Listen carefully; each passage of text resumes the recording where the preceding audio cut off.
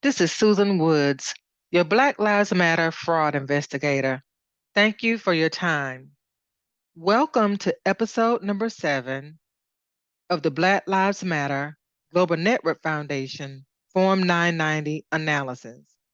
In this episode, we are going to focus on part 6, governance, management, and disclosure.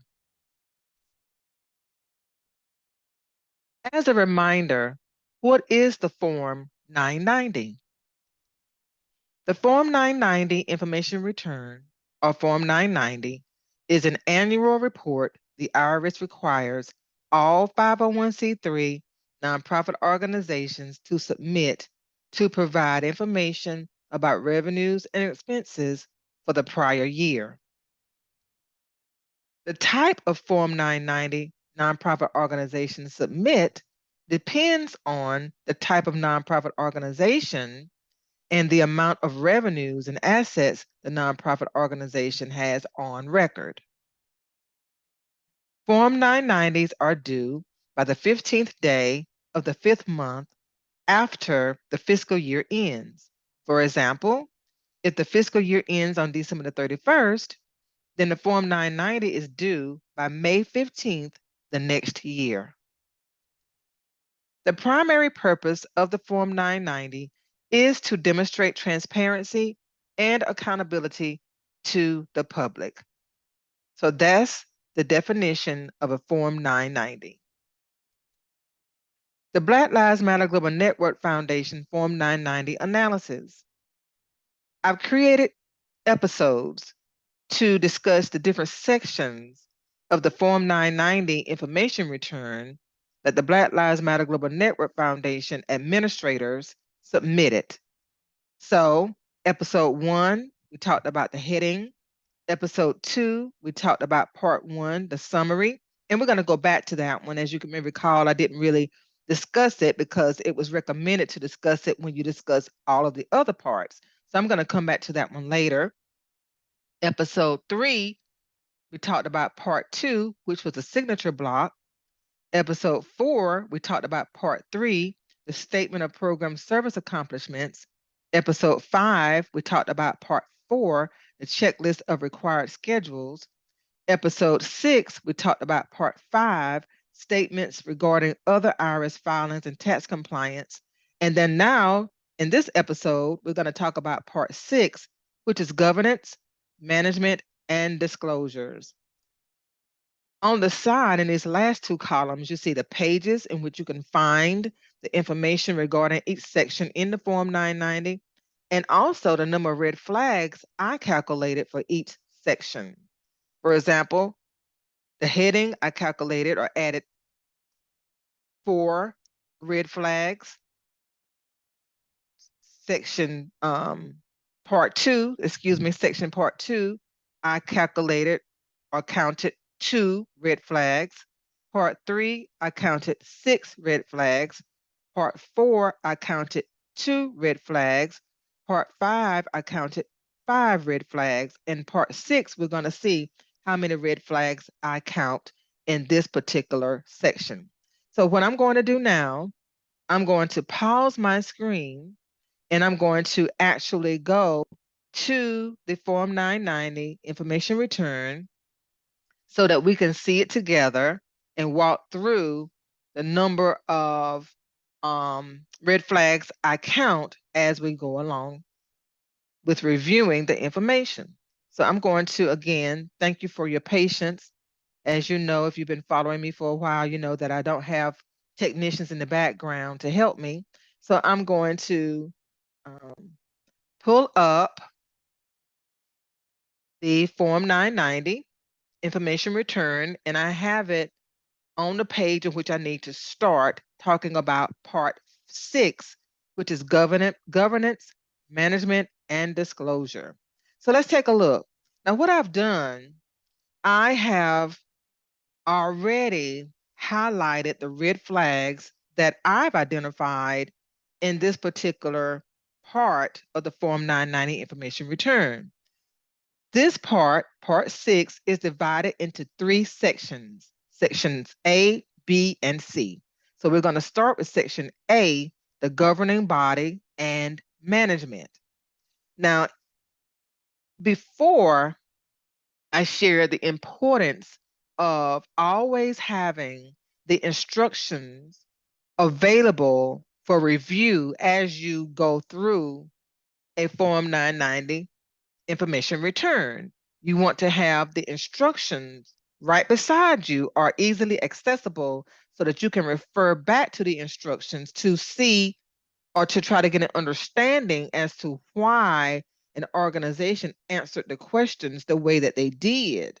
So I have the instructions here on this tab. I'm going to click on this tab, 2020 instructions, and you want to make sure the instructions are for the same year of the form that you are evaluating. So here's the 2020 instructions, and I've already identified the section that we're going to be discussing in this particular episode. So we are talking about section A, governing body and management. And again, I've already highlighted the red flags that I've identified.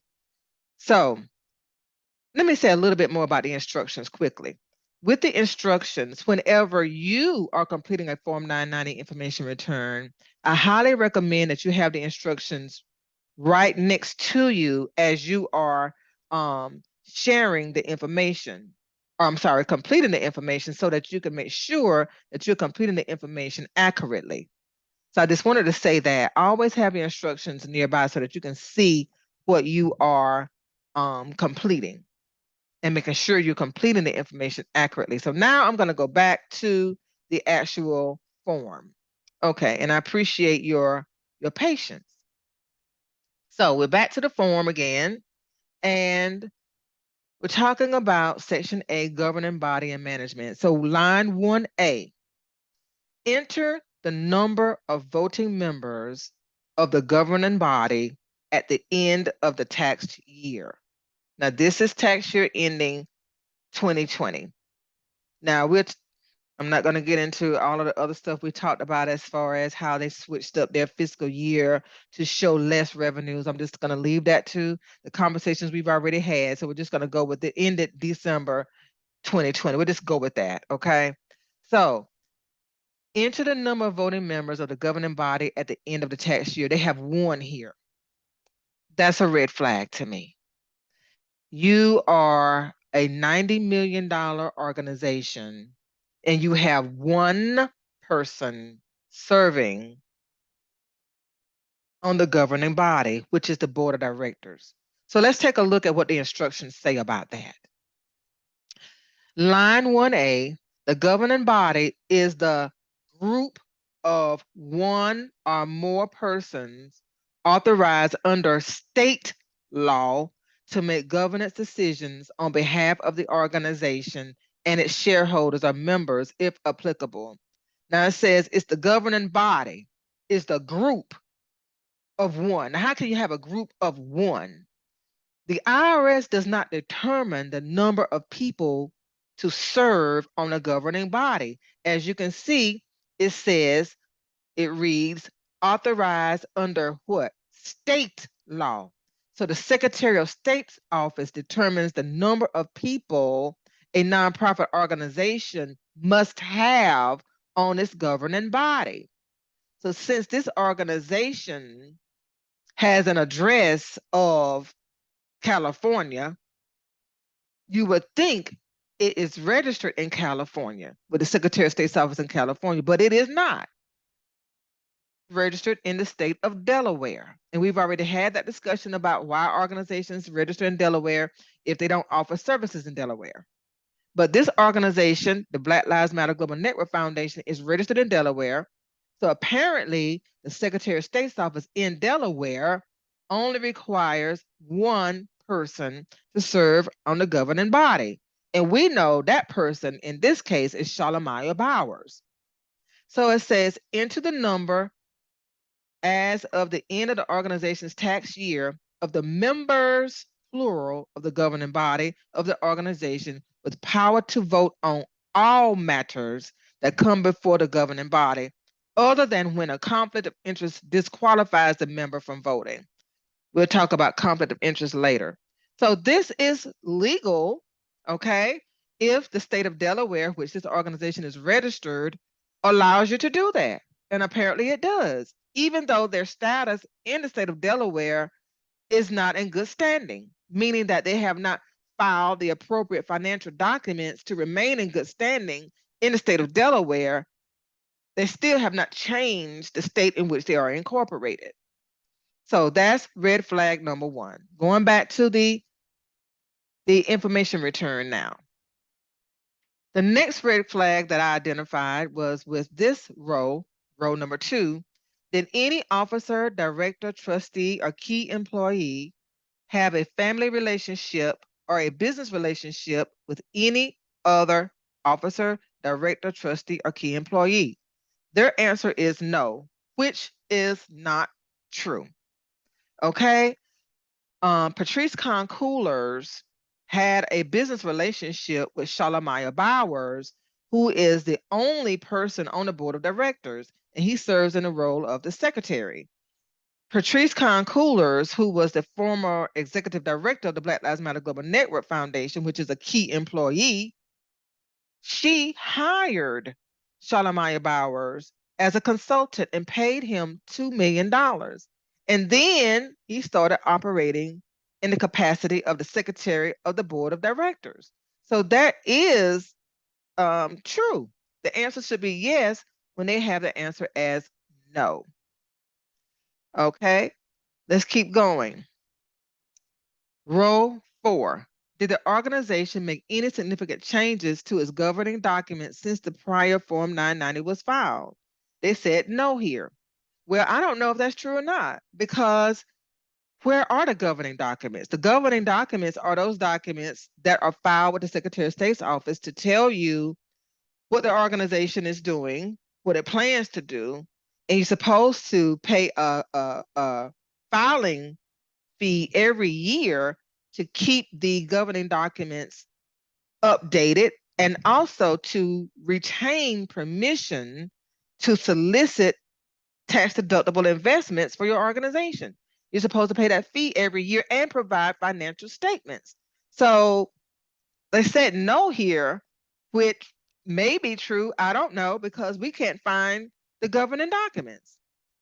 Number 5, or row 5, did the organization become aware during the year of significant diversion of the organization's assets? This is almost a joke. Did the organization become aware during the year of a significant diversion of the organization's assets? Of course they did. They were aware, whether they acknowledged or not. The money was diverted in all types of directions. Patrisse Coolers took her share. Money was diverted to mansions in Canada, a mansion in Canada, a mansion in California, a mansion in Georgia. Money was diverted to Shalamaya Bowers for consulting services. Money was diverted to Patrisse Coolers' brother. Hundreds of thousands of dollars was given to him for security services for which he does not have a license or experience. Hundreds of thousands of dollars she gave to the father of her son, for video services, video documentation services, or something like that, which he's not qualified for. So the organization was aware, but they did not acknowledge that money was being diverted in all types of directions during the 2020 period, in which they generated over $90 million. So these are red flags that I've identified for so far, and that's 4 of them. So I'm going to go over to the instructions and take a look at the instructions for each one of these. So line number 2, and again, I've already highlighted it so that we can go directly to the lines. And again, I'm focusing just on the red flags. I'm not looking at every single question, because that's just too time consuming. But you can go back and read every question if you want to double check to make sure that their answers are accurate according to your understanding. But I'm just pulling out the red flags that I've identified. So line 2 says, answer yes if any of the organization's current officers, directors, trustees, or key employees, as reported in Part 7, Section A, had a family relationship or business relationship with another of the organization's current officers, directors, trustees, or key employees. So they did not answer yes, they answered no, which is false. They should have answered yes to that one. Okay, let's keep going to the next red flag identified. The next red flag identified was line 4. The organization must report significant changes to its organizing or enabling document by which it was created. For example, articles of incorporation, association or organization, trust instrument, constitution, or similar document. In this case, it would have been the articles of incorporation, and to its rules governing its affairs, commonly known as bylaws. So again, we don't know whether or not they changed it or not because we can't find them. We don't know where they are stored. Where are they located? We don't know. So we can't say whether or not they've made the changes or not, right? It's intentional. This confusion is intentionally made so that we would have a hard time holding them accountable for what they are doing. Now, line 5 says answer yes if the organization became aware during the organization's tax year of a significant diversion of its assets. I'm going to jump right down to the definition. A diversion of assets includes any unauthorized conversion or use of the organization's assets other than for the organization's authorized purposes, including but not limited to embezzlement or theft.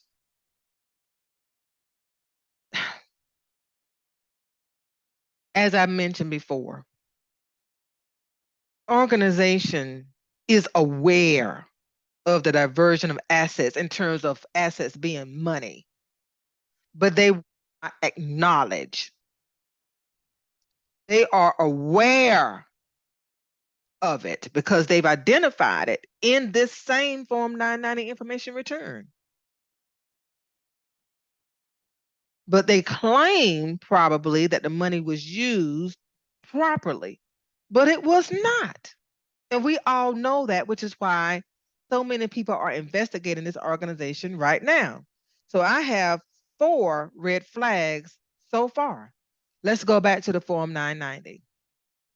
So moving on down, the next line that I identified as a possible red flag is number 8. Did the organization contemporaneously document the meetings held or written actions undertaken during the year by the following: the governing body, each committee with the authority to act on behalf of the governing body? Now, they answered those questions correctly. They did tell the truth. They said, no, we did not. It's a red flag because they were supposed to. They're supposed to document the meetings held and any actions taken by the governing body or any committee that has the authority to act on behalf of the governing body. You're supposed to document that. In an organization this large, you're supposed to let us know, us being the public, when you have meetings, and when we can view the meeting minutes. They said they didn't do it, and that's the truth, but that's wrong. So that's why it's a red flag for 8A and 8B. Now 9 is another red flag. Is there any officer, director, trustee, or key employee listed in Part 7, Section A, who cannot be reached at the organization's mailing address? In the next section, in the next part that we're going to talk about in the next episode, it's asking the question, the people who are listed, can they be reached at the mailing address? And the answer they put is no. That is correct. They cannot be reached because when the media tried to go to the address listed for this organization, the security guard told them that the organization does not have an office in that location. So they answered correctly when they said no. See, the no column is here. So they said no, you cannot reach us. at the address given. And that's number 9. So that's section A. A is governing body and management. Let's go back to the instructions and take a look at lines A, 8A, B, and line 9. Okay? Just to see what the directions or the instructions say for those. Line 8.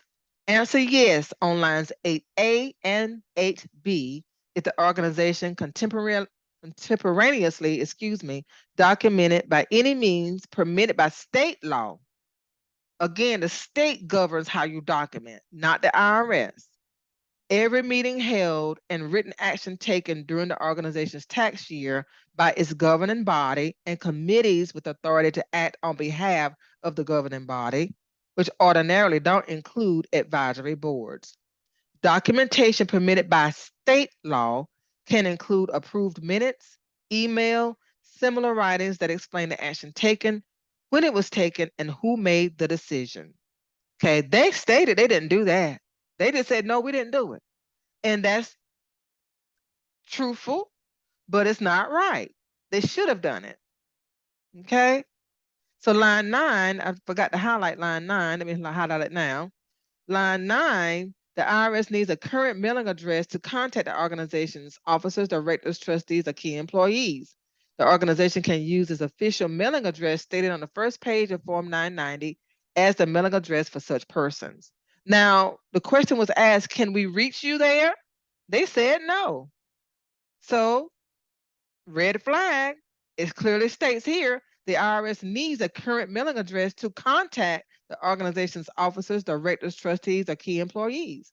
So they're saying they're not going to provide that. Interesting. So let's go back to the Form 990 and go on down now to Section B, which talks about policies. And once again, I've highlighted the red flags that I've identified in this section. So Section B, policies. Okay, let's talk about that. 10A, did the organization have local chapters, branches, or affiliates? They answered no, and that is not true. They had several chapters across the United States because I investigated each chapter when I started my investigations in June of 2020. Now they claim, and in their own, on their own website, they had a map of the United States of America, and they had dots on the map, a yellow map with black dots to show where each chapter was located. So now they're saying they don't have chapters. Well, Patrisse Concoulis became angry with the chapter presidents when they started complaining about the lack of support from the headquarters. So maybe that's why they put no here. I don't believe that the chapters had been eliminated in 2020, though. I know they've been eliminated after she became upset, but I'm not sure that they were eliminated in 2020. I'm almost sure they were not when this Form 990 was submitted. So that's a red flag. That is not true. Going down to line 12A. Did the organization have a written conflict of interest policy? They said yes. Were officers, directors, or trustees and key employees required to disclose annually interests that could give rise to conflicts? They said yes. Did the organization regularly and consistently monitor and enforce compliance with the policy? They said yes. No, they may have had a conflict of interest policy written, but did they abide by it? Clearly not. Because had they abided by the conflict of interest policy, they would not have allowed Shalimaya Byers to work as a consultant making $2 million and be the sole person on the board of directors. You cannot govern yourself. Okay? You can't be on the governing board and then govern yourself as a consultant. That's a clear conflict of interest. So those are red flags, 3 red flags. So we're up to 11 red flags so far. 15, did the process for determining compensation of the following persons include a review and approval by independent persons, comparability data, and contemporaneous substantiation of the deliberation and decision? The organization's CEO, executive director, or top management official, other officers or key employees of the organization. They said no. They said no. We didn't have anybody review the salary that we gave Shalimar Bowers of $2 million. We didn't have anybody review Patrisse Concoolers taking money from the organization. We didn't have anybody review anything. They were honest. Red flags for me. How can you not have an independent review and approval of salaries that exceed $2 million? That doesn't make sense. But they are placing it here for us to see, for the public to see, that they did not go through a process, an approval process. So now let's go back to the instructions for Section B with policies. So here we are, Section B policies, and we're talking about line 10A. Answer yes if the organization had, during its tax year, any local chapters, local branches, local lodges, or other similar local units or affiliates over which the organization had legal authority to exercise direct or indirect supervision. And going back up to the top, control whether or not in a group exemption and local units that aren't separate legal entities under state law under which the organization had such authority. Now, again, their response was no, we did not have any chapters, and that is not true.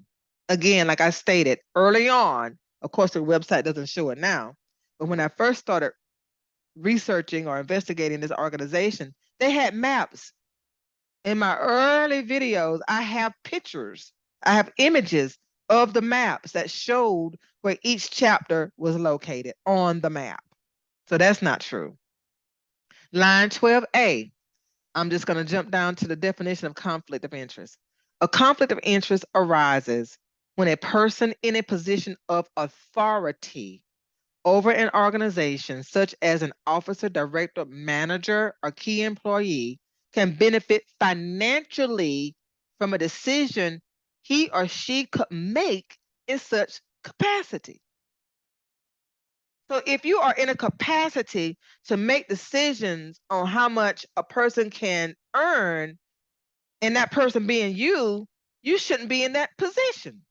Shalimar Byers can't be on the board and a paid employee, because on the board, he has authority to make decisions on the compensation he will get as a consultant.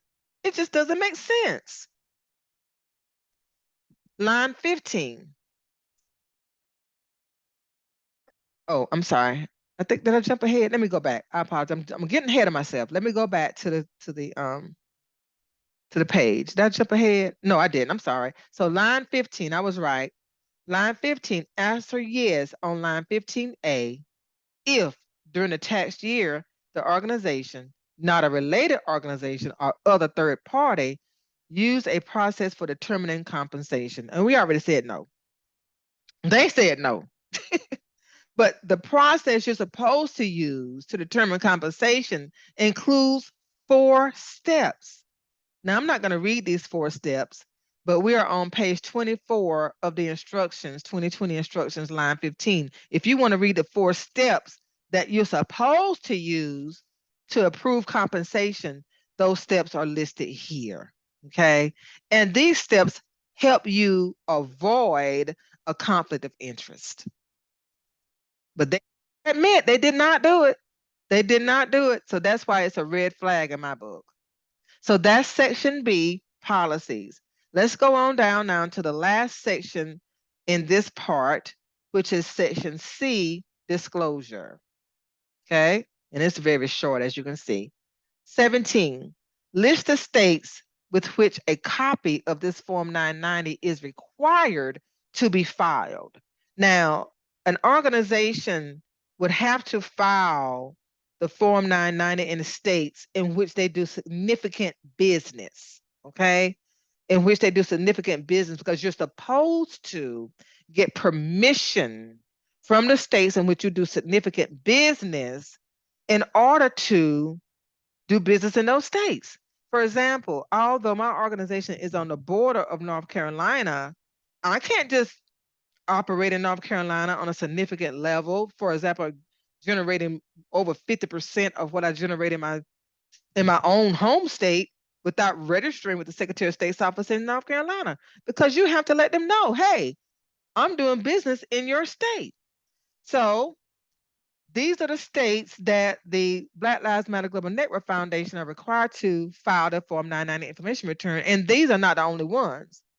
Additional ones are listed on the Schedule O. As you can see down here at the bottom, it says see Schedule O for full list of states. And we'll go there because I want to show you some things on the Schedule O as well. So that's a red flag, okay? All of the states that are supposed to be listed and they're not registered in those states. But this is when we go to the Schedule O, you're going to be so surprised at what we learn. But that's the red flag. I only found one red flag in this section C, disclosure, and that's on line 17. So let's go to the instructions very quickly and take a look at that one thing that I found in section C, disclosure. In line 17, list the states with which a copy of this Form 990 is required to be filed, even if the organization hasn't yet filed Form 990 with that state. Why put that gaping hole there? Like I said before, my organization is on the border of North Carolina.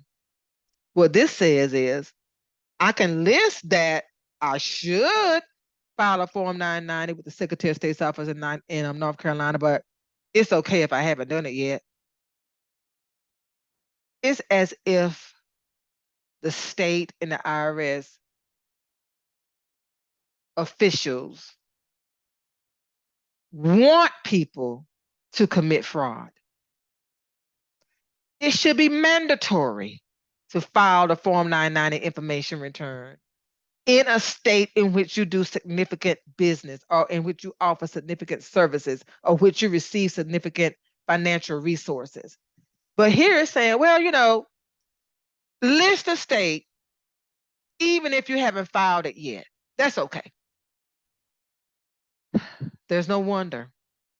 Now, as I promised, I want to go to the Schedule O because you'll see the Schedule O referenced several times throughout a Form 990 information return, because the Schedule O acts like a miscellaneous document that you use to just add on supplemental information to elaborate on information that you've shared in the form.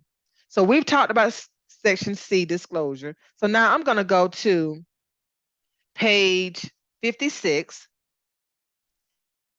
This is the Schedule O, and this is the Schedule O section that pertains to the part that we just talked about. We finished talking about part 1 in the regular part of the Form 990. Now we are in a schedule. The schedule, there are several schedules. A schedule is just supplemental information. And a Schedule O just gives you a chance, like I said, to add or to elaborate on what you've already said. So, for example, Form 990 Part 6, Section B, Line 11B. The Form 990 review process includes providing a full copy to the 3 current voting members for review and comment prior to filing with the Internal Revenue Service. What 3? There's only 1. So that's a red flag. We're up to 15 red flags now.